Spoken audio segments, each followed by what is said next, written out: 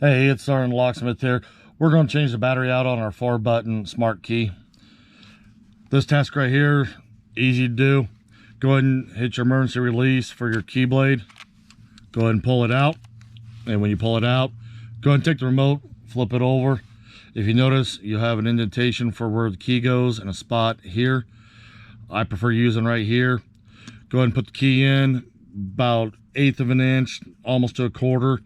And turn it sideways, and when you do, you'll notice the corner popped up, and just use the key blade, push it, and once you get it open, slide the key blade down in there, and you can use that as a little bit of leverage to pop the back off. You got the back off. You can use a flat tip screwdriver in here, or if you got fingernails, a little flat tip goes in nicely. Lift up the battery, go and get your new battery, put it in. This one here calls for the 2450. Battery goes in, it's held in. Put your back of the remote. This part right here needs to go in first because there's a little lip it sits in. Put it in, squeeze it shut, and put your emergency blade back in. And you've just successfully changed your battery out on your remote. Thanks for watching, and be safe out there.